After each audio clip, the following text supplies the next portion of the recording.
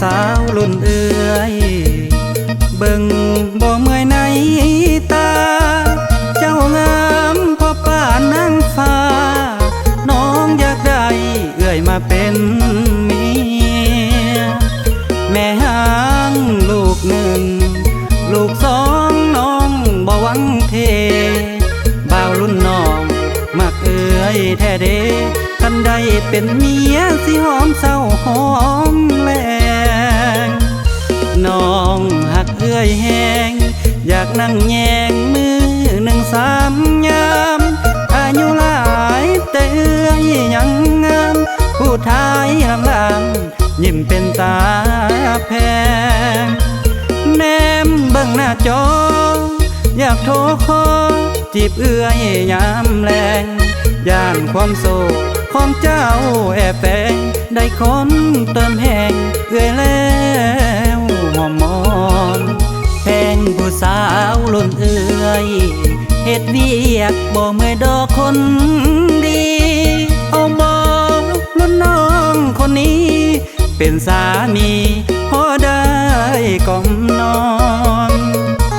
คันน้องได้เอื้อยสิบ่อยู่เสยนวลยามพักผ่อนเวียกซ้ำเศร้าก่อนจะเตือนนอนให้เอื้อยพักผ่อนน้องสิเฮ็ดเองตื่นมาห้องเพลงบรรเลงปลุกเอื้อยยามเศร้าอยู่น้ำน้องบอกคิดเหงาเอาใจเจ้าบ่ให้เบื่อเซ็งเงินคำเครื่องใส่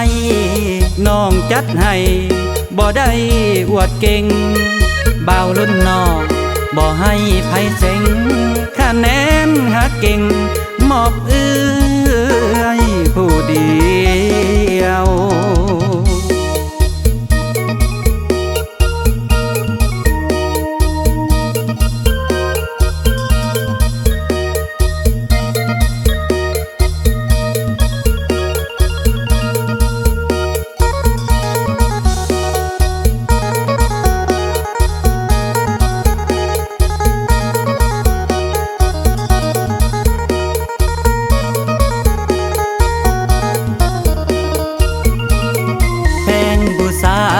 เอื้อย